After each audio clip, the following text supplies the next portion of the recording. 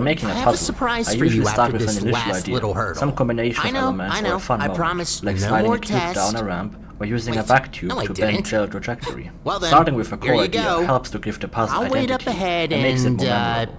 But some prepare puzzles some just have to be things. workshopped. Take your Difficult time. puzzles in general are often harder to design, or at least hard to make fun. I knew that this puzzle just had to be complex and big. I also wanted it to feature all the test elements previously used in the chapter and offer a satisfying challenge to the Monoportal gameplay.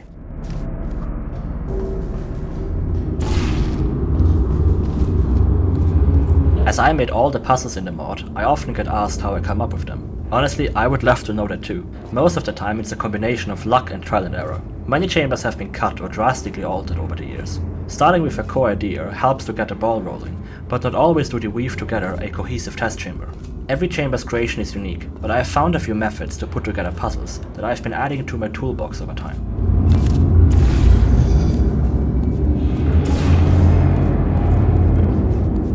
One of these methods is to sort of design a chamber backwards. Rather than thinking about each step from the beginning, I would establish my clear condition, place down some elements, load up the map in game, and see if I could solve it.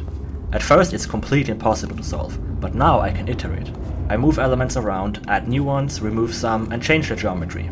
At every point I test and see if I could solve it. This puts me in the shoes of a player as much as a designer. I'm discovering the solution more so than designing it. This process works well for complex test chambers. Sometimes a chamber that I didn't think was possible turned out to be completable in a surprising way.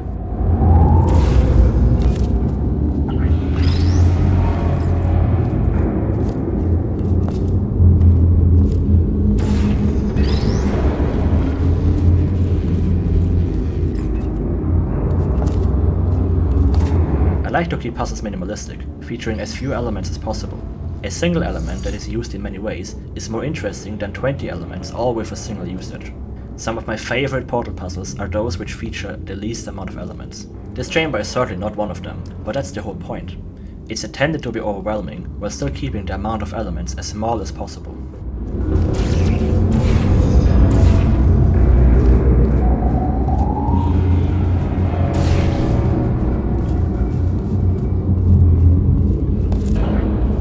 Often a puzzle just doesn't come together as you wanted.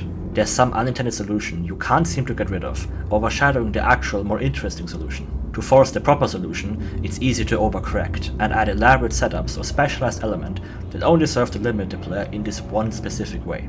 So far in all those cases, a slight change in the geometry, like adding a pit somewhere, has solved the issue. Pits are elegant and incredibly powerful. They can force players to place one or both of their portals to pass. They can feature ramps on one or multiple sides to create a one-way drop. Ramps can be enabled or disabled, creating toggle-level one-way doors. Portals can be shot across or blocked by a wall above. Light bridges, tractor beams, flings, catapults, and gels can all be used to cross them, all in slightly different and unique ways. Pits can be deadly or safe, friend or foe.